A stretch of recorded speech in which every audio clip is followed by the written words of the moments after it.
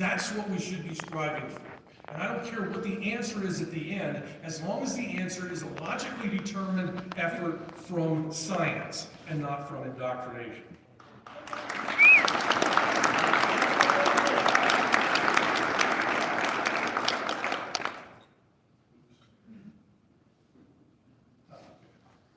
Sorry, the problem is I can't see my notes.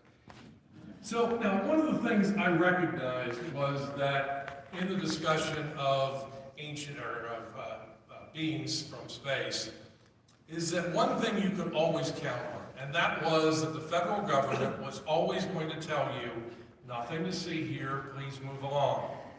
It was a weather satellite, it was swamp gas, it was ball lightning. Well, I don't know why it was always the atmospheric science people in the plan, but in any event, maybe that's why I got into climatology. But in any event, that was the argument. But then, about a year ago, less than a year ago, we start to see articles like this coming out. The U.S. government prepares to issue landmark report on UFOs.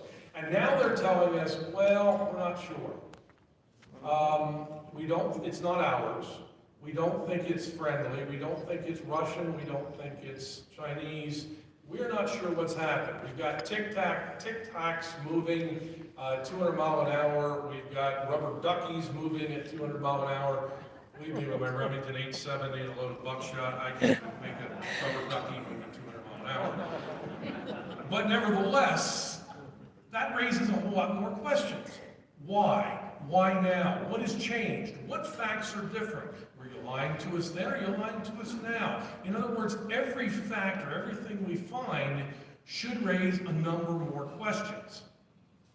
The problem now is I have also mentioned the federal government. And several days ago, I went to our website for this thing, and I noticed, oh my goodness, they've already picked a topic for me. And the topic is, if I can read it, the perils of being a climate realist in government. Now, there are several people in the room who've been in government a whole lot longer than I have, but I, unfortunately, you may or may not know, worked with the Trump administration and spent 4 long, arduous months in Washington, D.C. And yes, that's the problem. 3.5 years into the administration, we were changing essentially career personnel and taking them out of where they were, which was in what was supposed to be political positions. So yes, why this waited till the end, I don't know. But in any event, my sojourn at the federal government went okay. There's some things I can't talk about, and I can't talk about in detail, and you'll see why in a moment. But in any event, there's some things I have gleaned about the government that I'll provide you. This is where I worked. I didn't say this is where my office was, because I didn't have an office. This is where I worked at the Herbert Hoover building in downtown D.C. It is where the Department of Commerce is located. I worked there for 7 weeks. It took me 3 weeks to get my federal government email account. It took me 4 weeks to get a government computer, a government cell phone, and a government-issued ID card. That should also tell you the relationship between people at DC. If somebody working there doesn't get a government-issued ID card for 4 weeks, the question is, how on earth did I get in the building? And the answer is, people let me in, which is a violation of all sorts of security rules, but nevertheless, I didn't say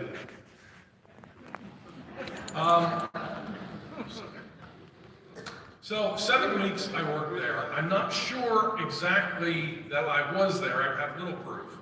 There was no public release, press release. There was no website that gave me my position.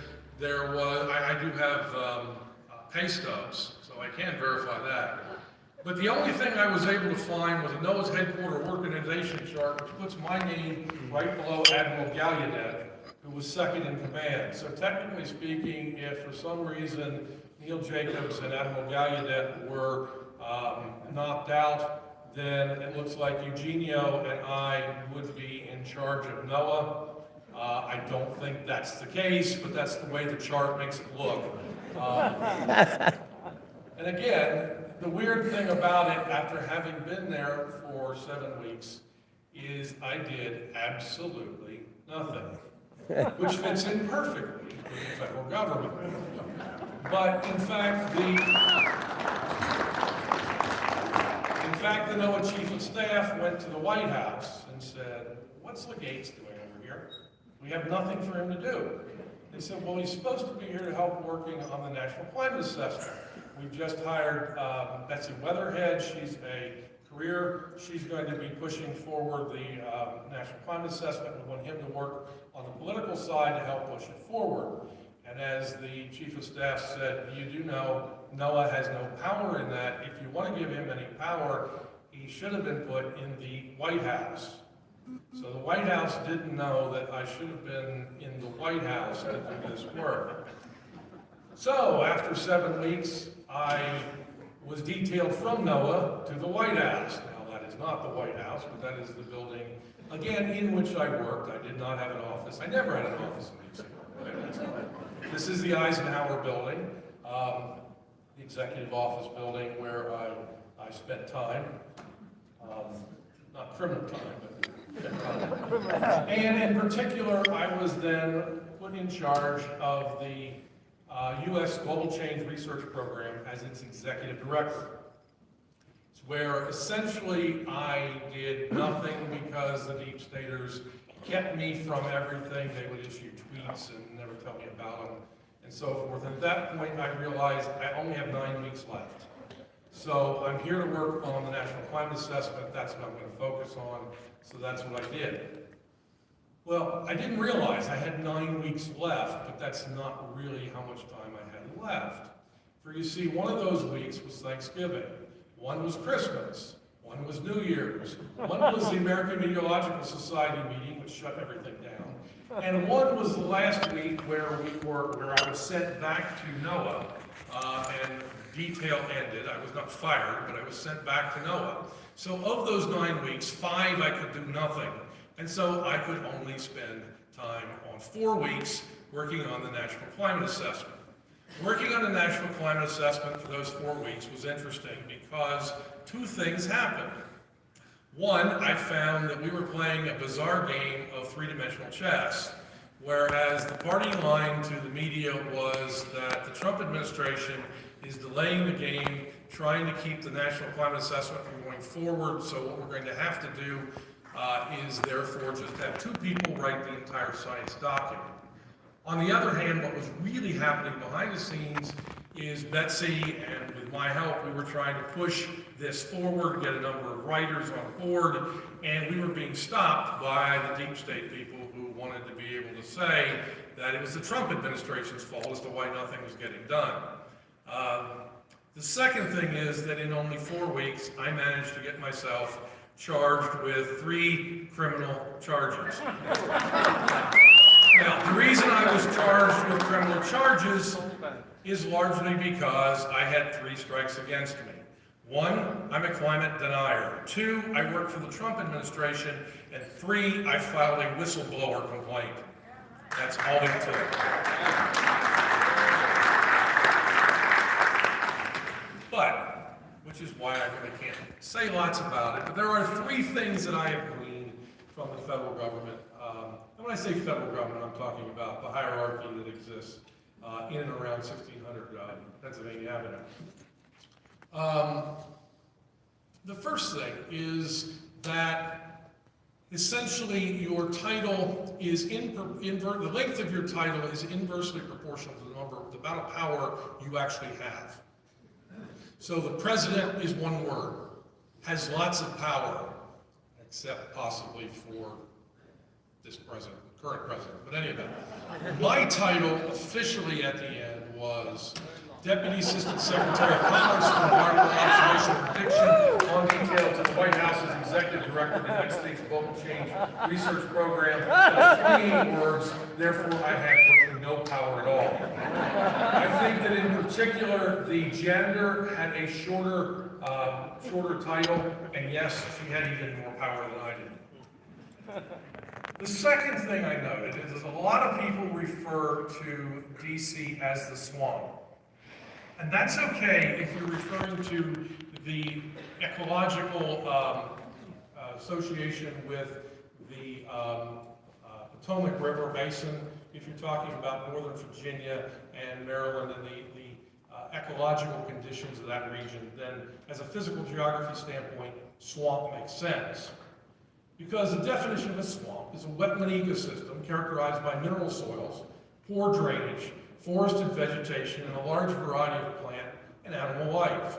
So there's lots of life, and they're living well, and in particular, a swamp is a very viable and necessary ecosystem. And in some cases, it looks beautiful. None of these are true of the federal government hierarchy inside DC. If you must use a euphemism, then let me suggest the following. Cesspool. Cesspool is defined as a covered hole or pit that is used to collect and store human refuse. And I think there's quite a bit of human refuse there, but the one I like better is the Merriam-Webster definition, which is a filthy, disgusting, or morally corrupt place, and I get it in Washington, D.C.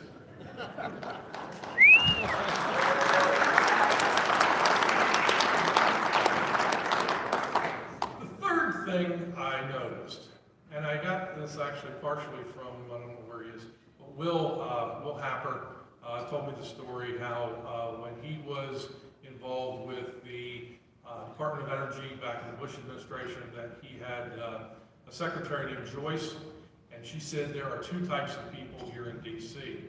Well, I think Joyce is wrong. She may have been right at the time, but maybe there's a third type that has arisen. But in any event, I'll use her terminology and expand on it. She said there's three types of people. The first type of person are the weebies. Weebies are we be here when the administration leaves. These are the deep state people, the career politicians, or the career people, I should say. Weebies are, there's some nice ones, I will admit, but by and large, they should all be sent to the 10th level of Dante's hell.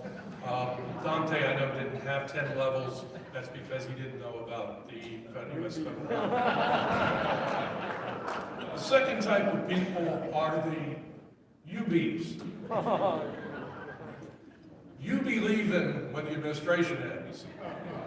These are the political appointees. What I found is the weebies and the UBs tend to fight back and forth, sort of like Laurel and Hardy,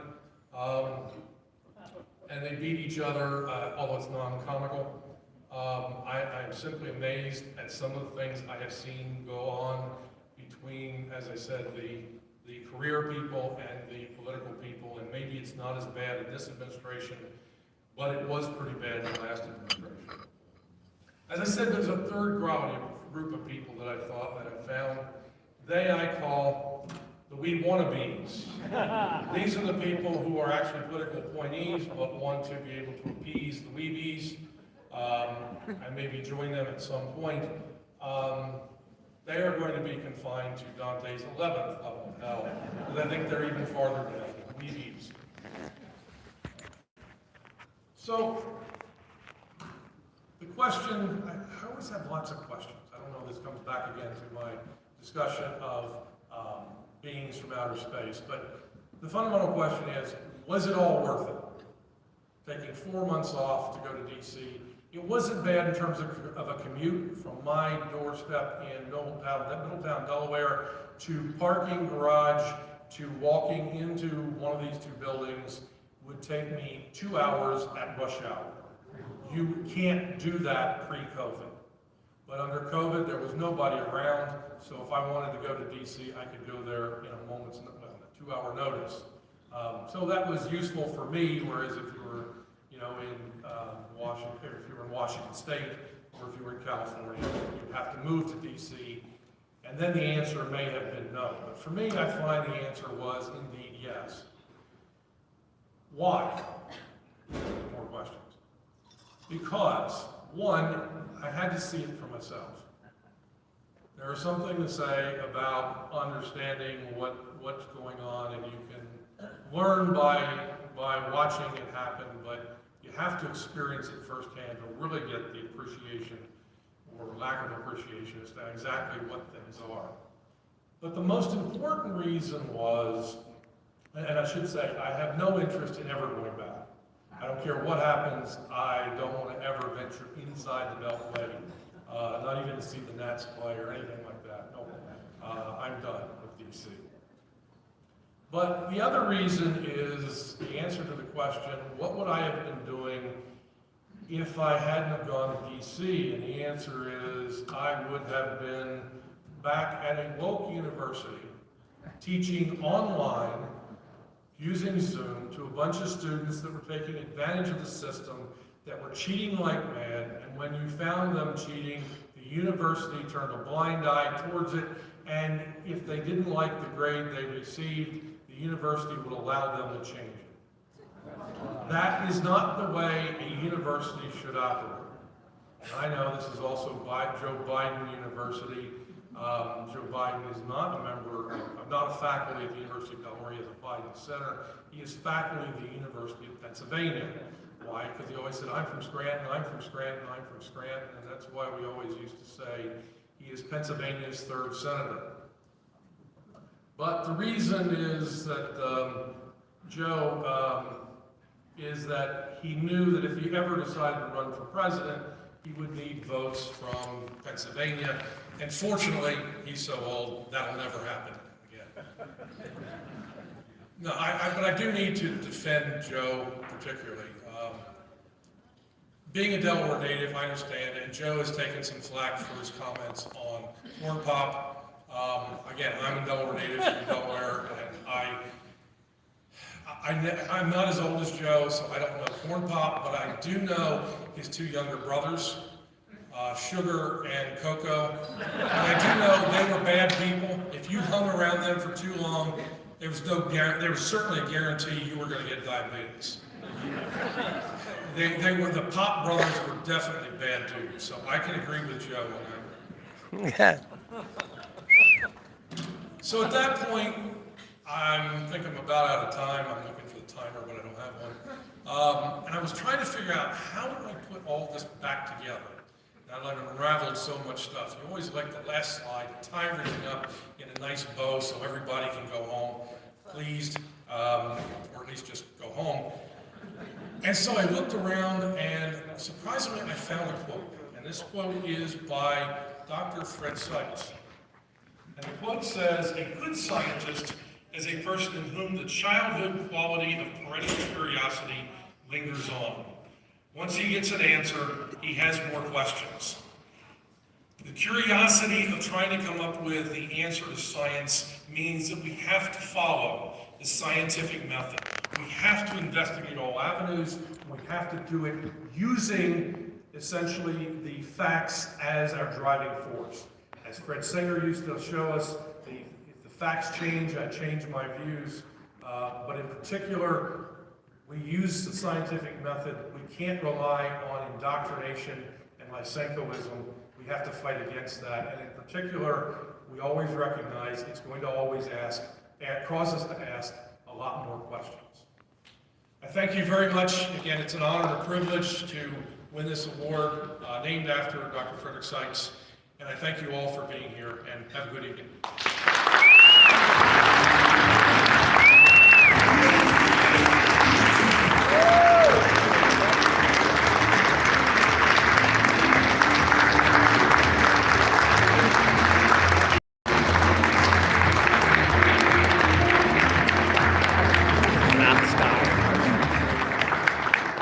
Ladies and gentlemen, please welcome to the stage Heartland Institute Senior Fellow, Anthony Watts.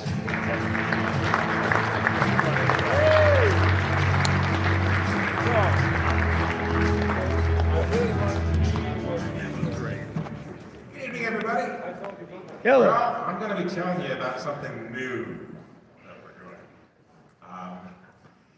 doing.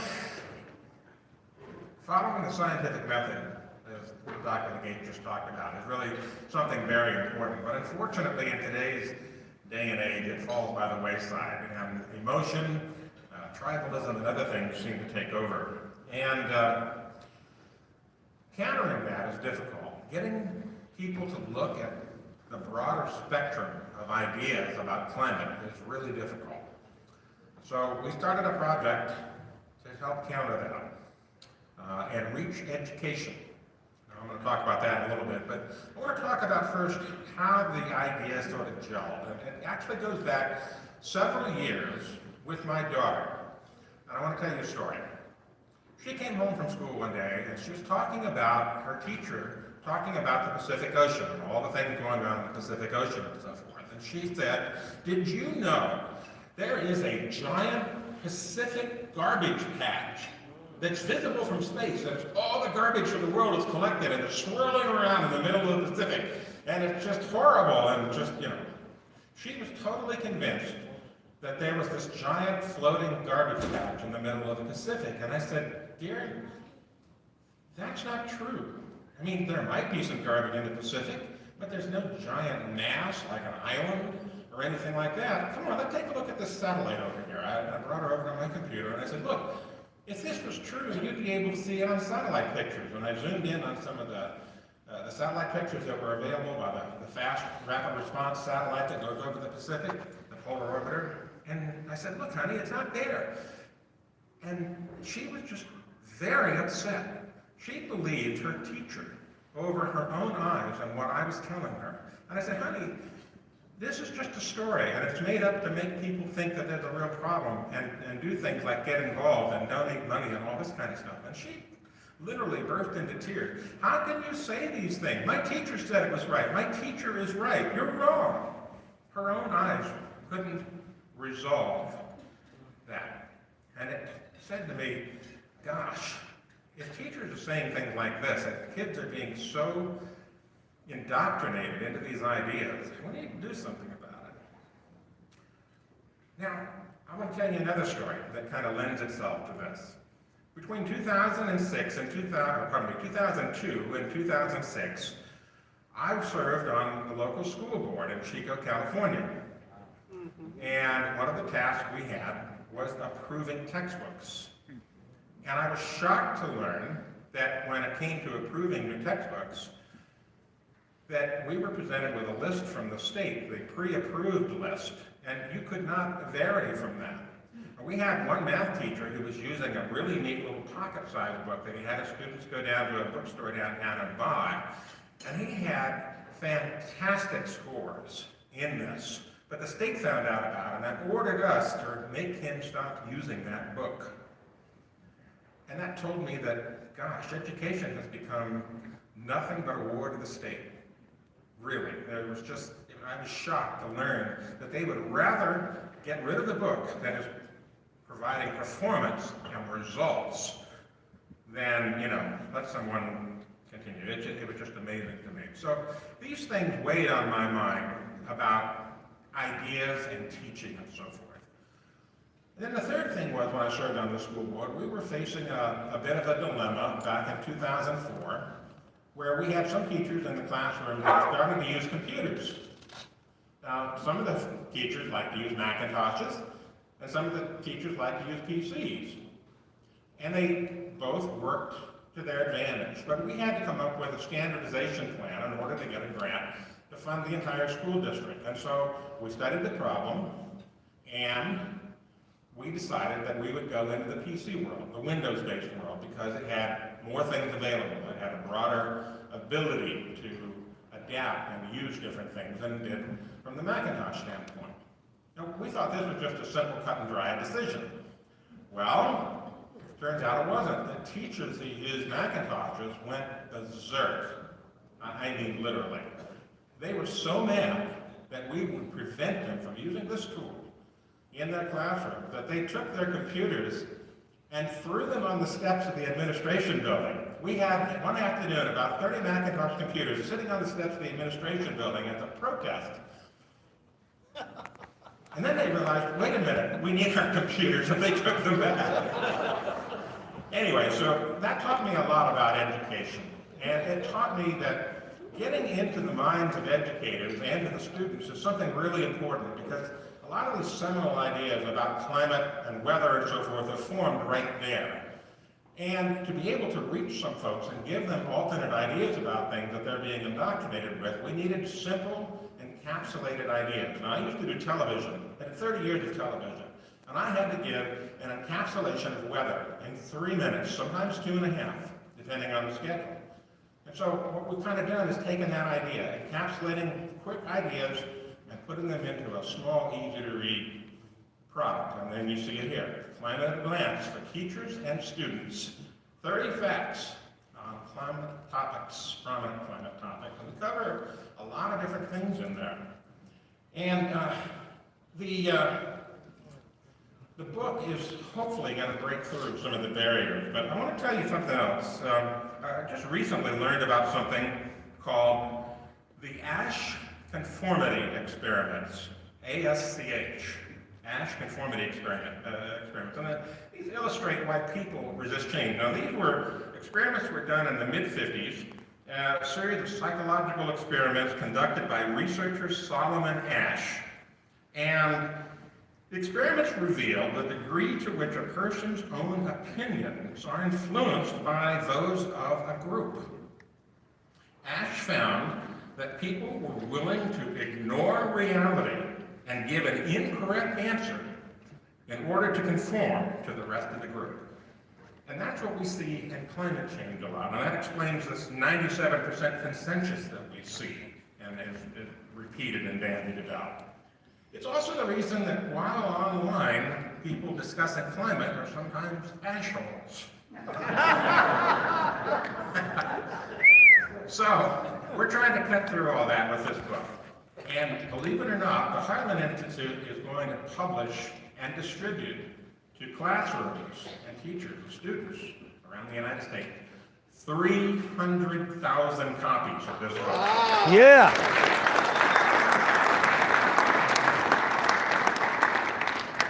Now, that book is in your tote bag, so you can have a look at it, take it home, talk about it. And, you know, I'm sure many of you have ideas about it, too. This is an ongoing project. We will continue to add to this as we go along. So if you have ideas, send them along. We'll talk about it. But yeah, 300,000 of these books. Now, the last time the Heartland Institute did this, I think this was back around 2012, we sent out a book to teachers and students. And it caused a lot of, kerfuffle, so to speak. I remember very vividly, and I published it on my website, What's Up With That, a picture from San Jose State University of, yeah, there you go, a teacher and her like a graduate assistant or whatever had a copy of Heartland's book. And they were holding a lighter to it, trying to burn it. I mean, literally, that's what they thought of this. They didn't even want to open the book. And so, by doing something simple, easy to read, flip through, hopefully we'll reach more minds that way. At least that's the plan. And I'm really grateful to the Heartland Institute for taking on this project and printing so many of them. Now, there's all kinds of topics in here. One of my favorite topics in the book is kind of a complex topic called climate sensitivity. Now, I don't know if you folks know what climate sensitivity is, but basically, it is essentially what will the temperature be in the atmosphere globally to a doubling of carbon dioxide in the atmosphere. And it was first defined in 1979 in the Charney Report. And the interesting thing about it is, when I say the word defined, that's a loose term. They still don't have the answer. Right now, for a doubling of CO2, we've got scientific papers that go from almost 0.5 degree centigrade all the way up to almost 6. And of course, we just recently heard that some of the ones at the top end, using these wild values of climate sensitivity, just aren't even feasible. And they've been retracted, the RCP 8.5 model and so forth. So we talk about that. We try to explain complex topics like climate sensitivity in simple terms so people understand it. And I want to give you my view of climate sensitivity that you can take with you if you have to explain it to someone. I kind of look at it like having a bowl of soup. You got a bowl of soup in front of you in a restaurant. You taste it, it's all right, maybe needs a little salt. You add some salt to it, okay? And so you add some salt to it, you taste it again, needs some more. Pour some more salt in, taste it, and now all of a sudden you've added too much salt to your soup, and it's salty. Now, no matter how much more salt you add to the soup, it's still going to taste that way. it's still going to be salty. And that's because your taste buds' response to the salt is saturated. They can't taste it anymore. Well, that's how carbon dioxide generally works in the atmosphere. It's a logarithmic curve. Once you get to the top, and we're up there on the top of that curve, where it's saturated, we're not going to get much more results. So no matter whether the climate models think that, we're going to have a catastrophe in the future or not, it's not really going to happen because the response in the atmosphere to CO2 is mostly saturated. We talk about topics about that. We talk about Antarctic ice. We talk about polar bears. We talk about wildfires. We talk about tornadoes and hurricanes. All of these topics are in this little booklet. And I'm really happy that Heartland is publishing this and distributing this. And I hope that you will take copies and distribute them as well. Thank you very much, and good evening.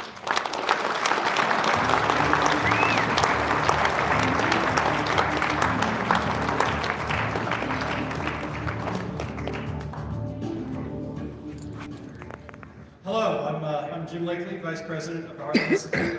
Jim! Thanks. Those are all the people I was nice to on email this week. Instead of not like David Legates. I know David Legates works for the CIA because my email ended up on screen. The title of this conference is The Great Reset, Climate Realism versus Climate Socialism. And we had planned to have Justin Haskins of the Heartland Institute here to deliver a fantastic explanation of the Great Reset. Unfortunately, a family crisis kept him from coming to this event live, but he was able to record and address a speech for us that we're going to play here in a moment. Justin Haskins is the head of the Stopping Socialism Project at the Heartland Institute. He has co-authored one book with Glenn Beck and is working on a second book with Glenn Beck that will be out sometime early, I believe, in either late this year or early next year, about the Great Reset. And so if you saw the title of this conference and didn't quite know how the Great Reset and the global climate agenda come together, Justin Haskins explains.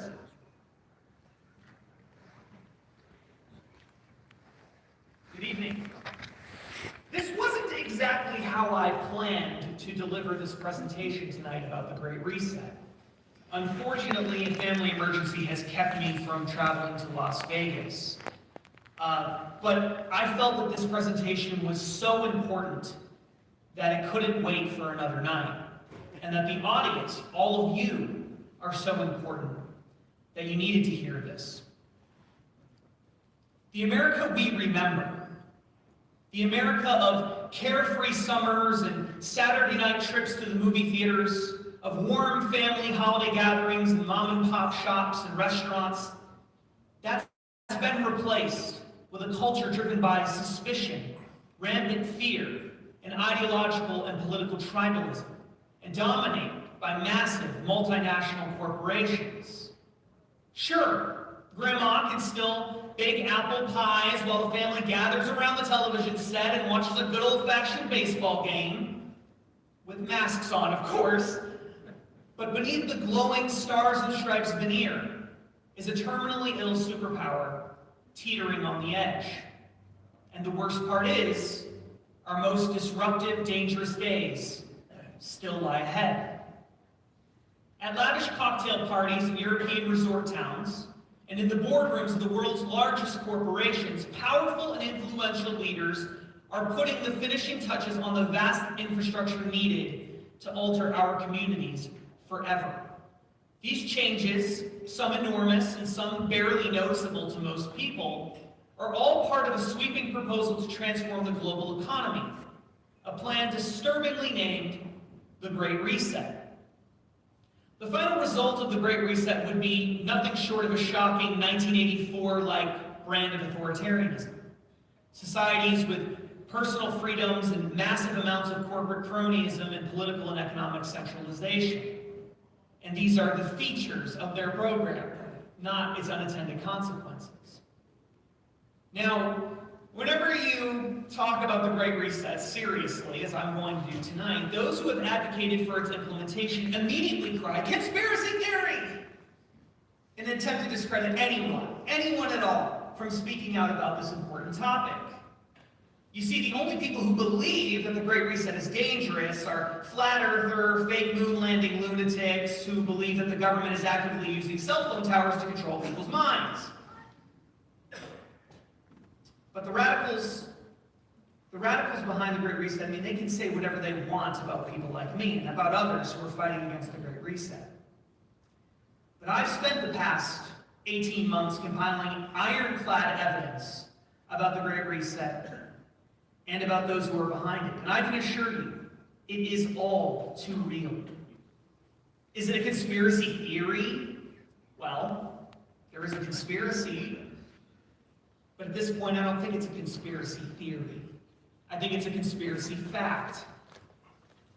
But you don't need to take my word for it. I have a mountain of quotes from leaders of the Great Reset movement talking about how they want to fundamentally transform the world and push the reset button on the global economy. And I want to provide some of those to you tonight. Now keep in mind that there are literally dozens and dozens and dozens. We could spend all night long just talking about things that people are saying about the Great Reset. People who support it openly saying radical, crazy things about the Great Reset. So just keep this in mind as we go through this list very quickly. First is Mr. Klaus Schwab. Klaus Schwab is the head of the World Economic Forum. These are the Davos folks. These are the people who are leading the charge on the Great Reset, or for the Great Reset. At a June 2020 meeting, when they first launched this Great Reset initiative, the World Economic Forum is again, one of the people mainly behind this, leading the charge on this new marketing slogan. Klaus Schwab said the COVID-19 lockdowns, in fact, I think this actually may have come from an article that he wrote, the COVID-19 lockdowns may be gradually easing, but anxiety about the world's social and economic prospects is only intensifying. To achieve a better outcome, the world must act jointly and swiftly don't just gloss over this, to revamp all aspects of our societies and economies, from education to social contracts and working conditions. Every industry, from oil and gas to tech, must be transformed. In short, we need a great reset of capitalism. Now that came from an article that Klaus Schwab wrote when they launched the Great Reset Initiative in June 2020. But there's more. Jennifer Morgan, head of Greenpeace International. I know there's a lot of fans of Greenpeace in the room tonight.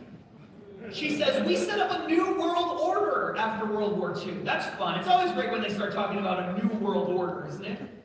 We're now in a different world than we were then. We need to ask, what can we be doing differently? The World Economic Forum has a big responsibility in that as well, to be pushing the reset button and looking at how to create well-being for people and for the earth. This was spoken at an event promoting the Great Reset. Here we have Prince Charles. Great hair. I love it.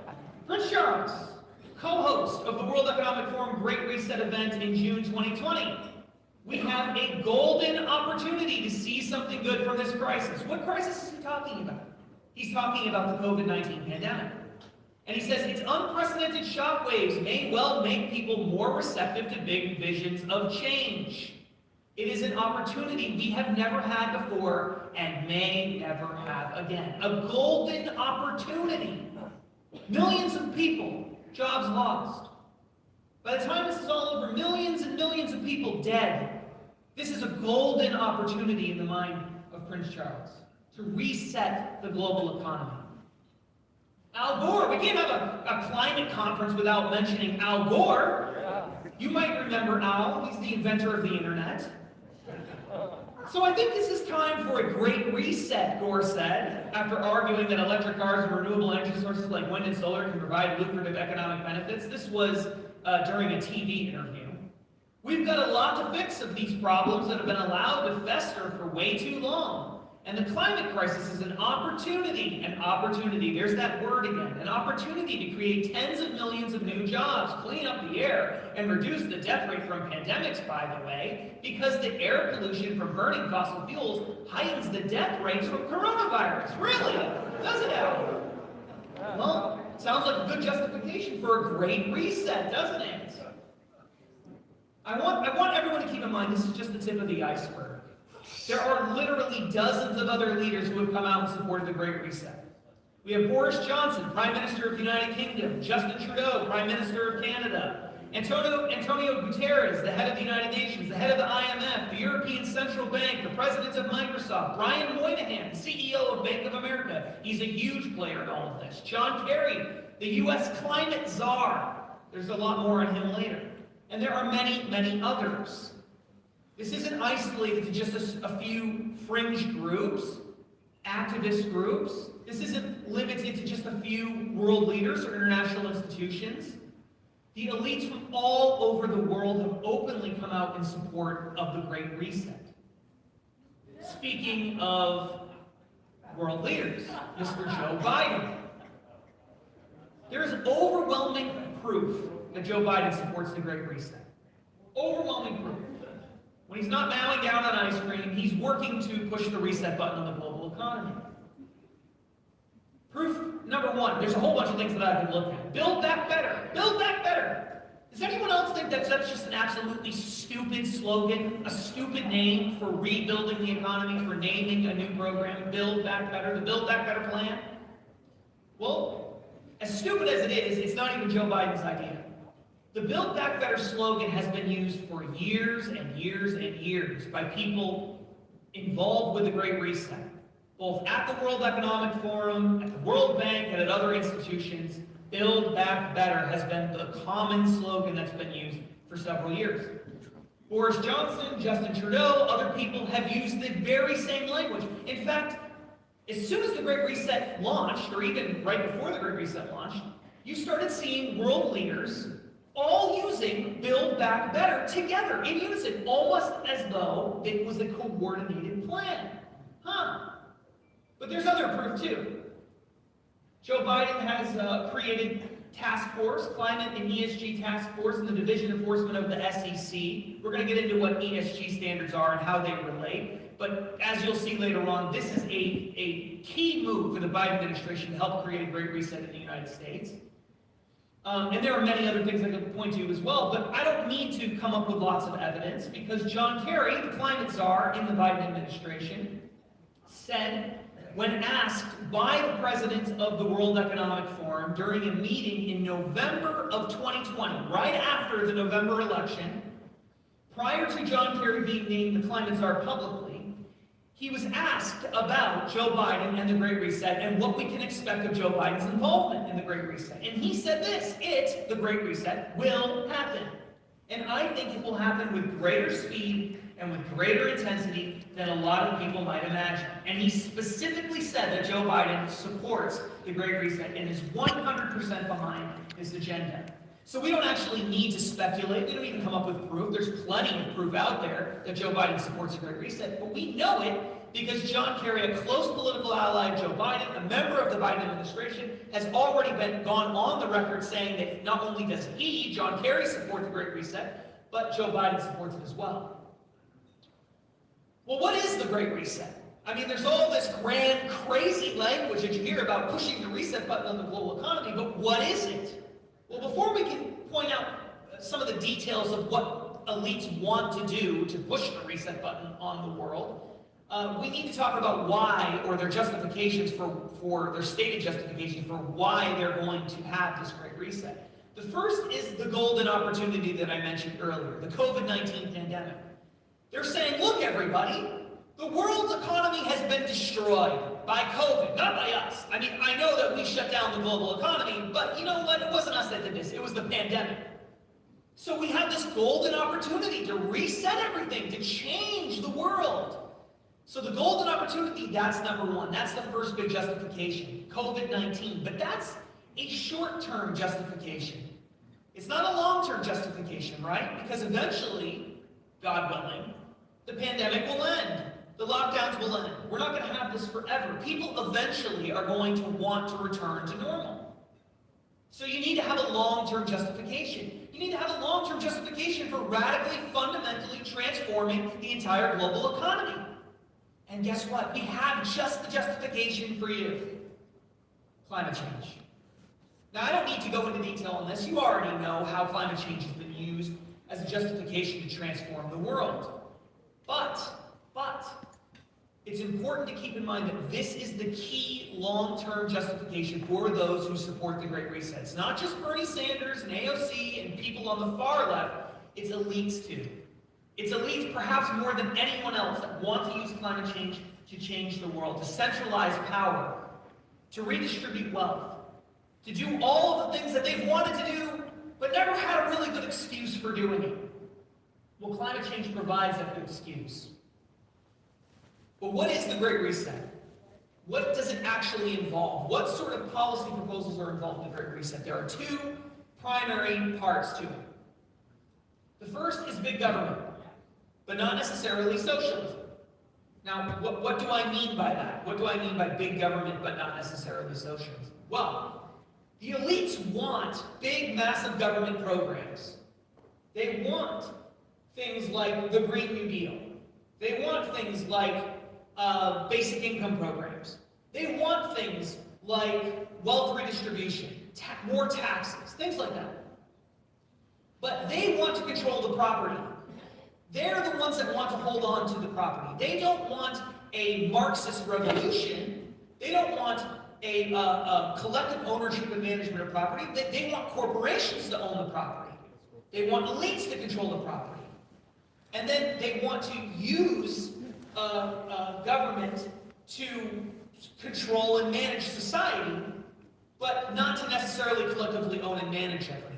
So it's not socialism, but it does involve big government programs. Now, it's easy to think, when you first start looking at the Great Reset, that this is the primary thing that you should be focused on. That the primary thing you should be focused on is big government programs. But that's actually not the biggest part of the Great Reset. The biggest part of the Great Reset is the second piece. And the second piece is the fundamental transformation of the economy itself. It's not just big government programs. It's a completely new framework for the global economy. Stakeholder capitalism. That's the name of this complete transformation of society. Now, what is stakeholder capitalism? What do they mean by this? Well, as soon as you start looking into the Great Reset, you'll find people using those words, stakeholder capitalism, and they often contrast it with something called shareholder capitalism. Shareholder capitalism, in their minds, is our modern economic system. It's this broken system that puts customers of businesses and the owners, the shareholders of businesses, and the employees of those businesses before all else. You see, we shouldn't have an economy that focuses on customers and shareholders and employees. We should have a system that focuses on the stakeholders. The stakeholders. Well, who are the stakeholders? The stakeholders are everybody. Everyone's a stakeholder. You see, stakeholder is essentially just another way of saying collectivist. So when you hear people start talking about stakeholder capitalism, what they're really saying is collectivist capitalism. They're saying we need to change our economic system so that businesses in society, all businesses, are required to focus on the collective. Not on their customers, not on customer service, not on providing the best goods and services, but on the collective as a whole. What's good for the collective? That's the main focus. And that's what they're trying to do with this transformation. So, what does a stakeholder capitalist system look like? Well, it's heavily focused on something called environmental, social, and governance standards. You may have heard about this a little bit. We're going to have some presentations this weekend that talk about ESG standards. ESG is commonly referred to. ESG standards is a completely new framework for evaluating businesses. So again, instead of looking at profits and losses and traditional business metrics, we want to look at those things still, but we want to add to those things a whole new focus. And that focus is the collective. So how do we go about doing that? We provide a scoring system for companies. We actually award, under this ESG model, credit scores for companies. For those of you who are familiar with the Chinese social credit scoring system, it's very similar to that. It's essentially a social credit score for companies. In China, they're actually rolling out a social credit scoring system for individuals. So the government's actually going to provide scores to individual Chinese citizens based on how good they are, how bad they are. What kind of a citizen are you? And they're going to base it on, how well you drive, what your education is, are you committing crimes, are you engaging in activities that the government thinks are wrong, and they're using a mass surveillance state to make sure that to evaluate citizens and determine who the good citizens are, who the bad citizens are, provide people with scores, and then award them based on how well they're performing in line with the Communist Party standards. Terrifying, right? Well, that's exactly what this ESG score is, except for businesses. And it's for businesses here in the United States and in Europe primarily. So it's a social credit score for companies. That's the best way to think about it. Again, not focused on profit, debt, customer satisfaction. Who the woke businesses are and who the bad companies are. Dozens of metrics used. So I wanted to provide a couple of examples of this from actual ESG scoring systems. The first is racial quotas. Racial quotas. So this is real. I'm not making this up. There are ESG scoring systems that have already been adopted, or widely adopted in fact, that look at racial quotas of the people that exist at a business. So what they'll do is they'll say, do you have, again, not making this up, do you have the right ratio of, say, Asians to Hispanic workers at your company? Because, we already have plenty of Asians. We don't need more of them. We need more Hispanics. And you don't have enough Hispanics. So you're going to have a lower ESG score. That's how this works. CO2 footprint, that's another one. That's an easy one. There's all sorts of environmental metrics. That's the E in ESG, environment. Is your CO2 footprint too large? How large are your facilities? How much land do they consume? Do you use too much plastic? What's the air quality in your supply chain?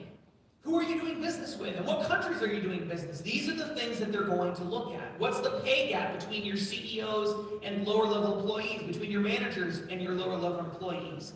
What's the gender ratio of your management?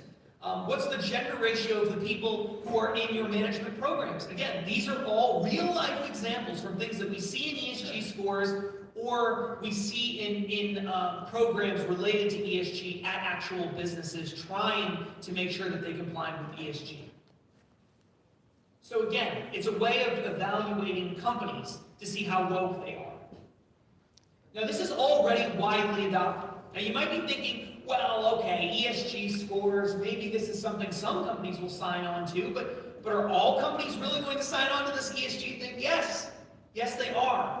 In fact, more than 80% of businesses here in the United States, and that data is a couple of years old, 80% of large businesses in the United States already have ESG scores in place. They already have ESG systems. They've been building this for years and years and years. And that study comes from KPMG, a very well-respected organization that does auditing and other things for businesses. So more than 80% of large corporations in the United States. And earlier this year, because you might be thinking, well, okay, so maybe these large corporations are all going to go along with this, but are smaller businesses or medium-sized businesses, are they really going to create this ESG system and go woke and spend all of this money trying to track ESG scores? Well, Moody's came out with this great, fun, amazing new tool earlier this year that is an algorithm that predicts what your ESG score will be if you're a smaller, medium-sized company, even if you report nothing to them. And that gives financial investors and financial institutions and government bureaucrats and other people a way of looking at your ESG score if you're a small business or a medium-sized business, even if you're not reporting any ESG data. How do they predict this? How can they create an algorithm like that? Well, they look at the business that you're in. They look where you're located. They look at the basic publicly available information about you, and they just invent an ESG score for you. This is a real product now being offered by Moody's as of 2021. So even if you don't want an ESG score, you're going to get one. There's no way around it. Remember what Klaus Schwab said. Every country has to participate. Every industry has to participate. Why is this happening? Why are so many banks and corporations agreeing to go along with the Great Reset? Why? Well, there are several reasons, but the first is fear. Fear of government. Now we've got several examples that kind of prove this. I don't have time to go into the details of all of these. But the first thing that you need to know is that This whole ESG model has been touted for a long time. People have been anticipating that it's going to occur for a while.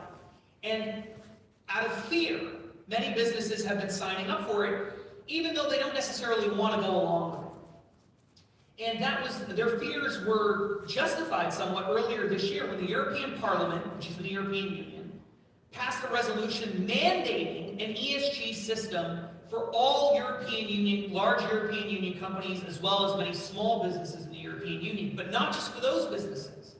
It would be an ESG system that is imposed on every company that's in the value chain of those companies. So if you do business with a European Union business that is required to have ESG scores, you're also required to have ESG scores at least for some aspect of your business or to comply with European ESG scores. So businesses believe this is coming no matter what. Whether they want it or not, many businesses believe it's coming, and so they're preparing for it. Doesn't it make sense to be it's better to be on the right hand of the devil, right, with the right hand of the devil than it is to be in the devil's path, right? That's the idea, that's the mindset for many of these corporations. So fear is number one. And in the United States, the SEC and the Federal Reserve and others have been building ESG offices as well. Again, I don't have time to get into that. But there are lots of signs here in the United States under the Biden administration that ESG scores could become mandated here in the United States. Number two is greed, right? So first we have fear, now we have greed. When you want to understand what's going on in the world, you often can figure it out by just following the money. So when we follow the money, what do we find? What we find is that there are lots of investors and banks who have tied their dollars to ESG scores. Okay? Now, the best example of this, and there are many, is principles of responsible investment. Some of you might be familiar with this. This is a group that emerged in 2006 out of an effort at the United Nations, specifically focused on sustainable investment. Much of it was focused on climate change. In 2006, this Principles of Responsible Investment group came out. The whole purpose of it was to try to get investors to impose sustainable investment, ESG scores, things like that, on businesses by using their dollars to force companies to move in that direction. And it wasn't just investors, it was also banks and others as well. There were a total of 100 signatories for the Principles of Responsible Investment in 2006. Today, there are more than 3,000, and together they control more than $100 trillion in assets. Trillion with a T. You're not misreading that. It's trillion with a T. $100 trillion in assets, and that data is a little bit old. So these investors have massive amounts of money, and what they're doing is they're going to these large corporations and they're saying, you're going to go along with this. You're going to do this. It's going to happen. And that leads us to number three. Coercion. Investment management companies are not just suggesting that it's a good idea for companies to go along with this because they could make money off of it. And principles of responsible investment have been very clear that if you go along with this ESG system, you're going to make a whole lot of money. In fact, they have whole presentations on their website talking about all this money you're going to make because government's going to pump all this money and central banks are going to pump all this money into ESG-related causes, sustainable investment, fighting climate change, all of this. So if you invest in these causes, you're going to make lots of money. In other words, cronyism. But there's also a level of coercion here too. The investment management companies who are getting filthy rich off of the government printing trillions and trillions of dollars. We're talking about groups like BlackRock, Vanguard, and others. They are heavily invested in ESG-related activities. The Big 10 investment management companies, BlackRock, State Street, Fidelity, and others, control more than $34 trillion in assets. $34 trillion in assets. That's how much they control. By comparison, total consumer spending in 2020 was $12.5 trillion. Total U.S. GDP was less than $21 trillion. Now, I want you to understand this. BlackRock alone has roughly $10 trillion in assets under management. So when people think, why would companies go along with this? They're going to alienate half of their customers. All these conservatives, they don't want these companies going along with these woke causes. They don't want Bank of America and American Airlines getting involved in voter laws in Georgia. Why is Major League Baseball moving its All-Star game from Atlanta, Georgia, where there are lots of minorities, to Colorado, to Denver, Colorado, where there are not as many minorities? It doesn't make any sense over a voting rights law that they say is racist. So you're moving out of a community that'd be more likely to benefit from this? Minorities are more likely to benefit in Atlanta than they are to benefit in Colorado. So you're moving the All-Star game? Why? Why do you care about voting rights laws? Why is it even relevant to you if you're Major League Baseball?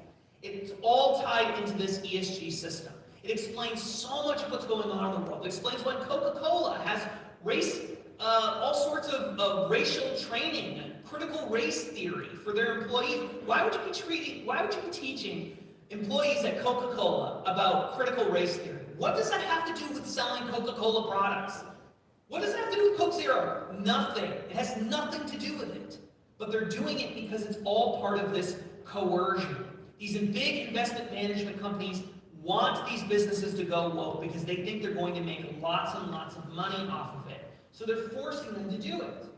And they control so much money. Again, $34 trillion in assets in just the big 10 investment management companies, dwarfing consumer spending, that they can buy stocks. They can buy so many stocks, or they already control so many stocks, that they can actually force boards at these major corporations to go along with what they want. And anyone who does not go along with it will be forced out. We saw this with ExxonMobil. This actually played out earlier this year in 2021, where you had woke investors, including groups like BlackRock, demanding that the board of directors at ExxonMobil move away from fossil fuels. It's ExxonMobil, and they want them to move away from fossil fuels as part of this ESG movement. And when some of the board of directors refused to go along with it, there was a massive internal war where they actually started pushing members of the board of directors at ExxonMobil out in order to get people in who supported this woke agenda. That's the power of these investment management companies. They're the ones who are really driving the change at a corporate level, making it happen rapidly. So we have this consolidation of stock ownership. This is just absolutely amazing. There's research by these two scholars. One is a professor at Harvard Law School, and the other an associate professor at Boston University School of Law.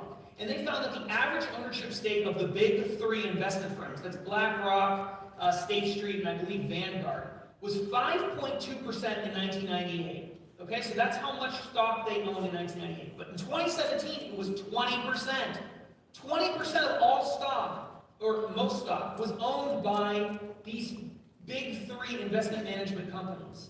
And even more importantly than that, the big three collectively cast an average of about 25% of the votes at S&P 500 companies. And these same scholars believe that by the time we get to, I believe it's within the next couple of decades, that collective ownership is going to go from 20% to about 40%.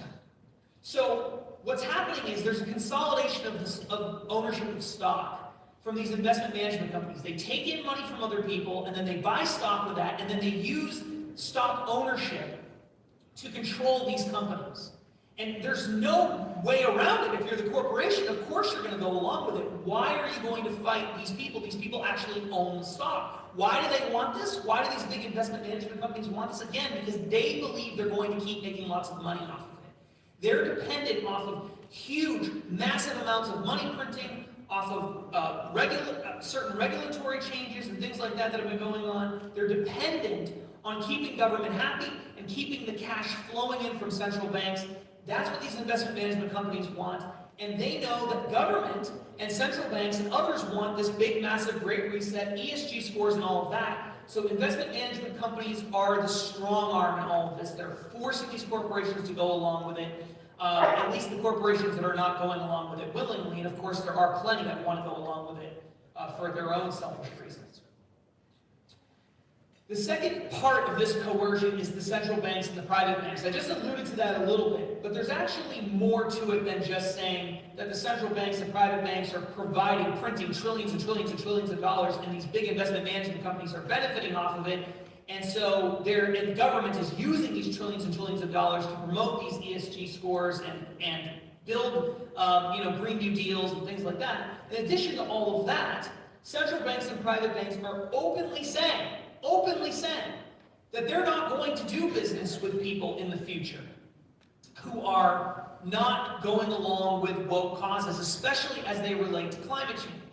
Now, I want to read to you something in particular that I found just absolutely astounding. This is a conversation between Klaus Schwab, remember he's the head of the World Economic Forum, and Christine Lagarde, the head of the European Central Bank. Now, the European Central Bank is like the Fed for the European Union. 19 nations use the euro, and the European Central Bank is in charge of managing all of that. During the interview, Schwab asked Lagarde about the role that central banks should have in society, especially when dealing with things like climate change. And Lagarde responded firmly, stating that central banks should use their power to alter society and change policy directly. Again, this is all part of the Great Reset. Christine Lagarde, big supporter of the Great Reset. So, she says, what role can central banks play in the fight against climate change? And that's a highly controversial issue. She's responding to Klaus Schwab asking that question. There are some traditional thinkers, who believe that central banks should altogether stay out of the business and exclusively concentrate on inflation and price stability. Yep, that's right, that's what central banks are supposed to do. She says, I strongly disagree with that myself. At the European Central Bank, we now have wrapped up and concluded our strategy review, which was the first one in 17 years. So they don't do this very often. This is all part of the Great Reset. And I was blessed to have an entire governing council unanimously agree that the fight against climate change should be one of the considerations that we take when we determine monetary policy. So at least the European Central Bank is of the view that climate change is an important component in order to decide on monetary policy. So then, after acknowledging that central banks like our own should get involved in addressing these policy problems, Christine Lagarde admits that people are going to have to suffer and sacrifice under this emerging economic model that involves the central bank getting involved in things like climate change so that they can fight climate change. And she goes, and that takes me to your second question. Can we arrive at that trade-off between fighting climate change, preserving biodiversity, and yet securing enough growth to respond to legitimate demands of the population? And my first answer, Klaus, to be firm, is that we have to have a way of life. We have to have life. We need life. And in the medium term, we do have major threats on the horizon that could cause the death of hundreds of thousands of people. So we have to think life first. We have to think way of life second. Isn't that incredible? It's amazing. She goes on, how can we come together to make sure that we secure the first priority, which is life, and also protect the way of life that people have? Now listen to this. And make sure that the cost of it is not so high for some people that they just cannot tolerate it. She's talking about central banks and governments imposing climate policy. I think that the trade-off that we reach will probably require some redistribution. Yeah, you think? Big shock. Because it is clear that the most exposed people, the less privileged people, are those that are going to need some help. Wow. And it's not just her, it's not just the European Central Bank. The Federal Reserve is also moving in this direction. They have offices at the European Central Bank. They actually created 2 new entities, the Financial Stability Climate Committee, which is focusing on the broader financial system, and the Supervision Climate Committee, which focuses on individual institutions. So you can bet that over the next several years, and this is all happening very rapidly. Remember what John Kerry said, this is going to happen faster and with greater intensity than most people realize. You're going to see the Federal Reserve promote these policies, push these policies as well. We're seeing banks, all of the largest banks in the United States, or many of the largest banks in the United States, have already said that they're going to phase out fossil fuels from all of their businesses, their business model, from all of their portfolios over the next couple of decades.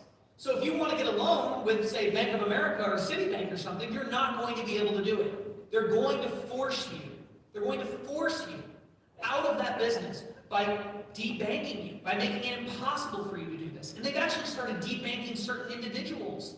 The Trump administration, Donald Trump and Donald Trump's business interests have been debanked by some extremely large banks. Some people who were in the Trump administration have also been debanked. A lot of that happened in the wake of the January 6th attacks at the Capitol building. So there is a massive amount of coercion that's going on here. A massive amount of coercion. And it's happening with banks, financial institutions, investment management companies, regulatory bodies, all of these big elites, corporations, moving in the same direction, pushing for a great reset. Now, what are they saying? I want to be fair. I want to be fair to them. What are they saying? What are the people who support the Great Reset saying? Well, let's take a listen and let's hear what they have to say. The pandemic has radically changed the world as we know it, and the actions we take today as we work to recover will define our generation. It's time to think what history will say about this crisis. 2020 has been challenging on a lot of levels, as economic, environmental and societal frailties have been laid bare. But it's also proved that where we need to, we can act rapidly and restructure our lives. The recovery from the pandemic is an opportunity. We can see raise of hope in the form of a vaccine. But there is no vaccine for the planet. Nature needs a bailout. You don't want to go back to the status quo that you had before simply because it was the status quo that got us here. With everything falling apart, we can reshape the world in ways we couldn't before. Ways that better address so many of the challenges we face.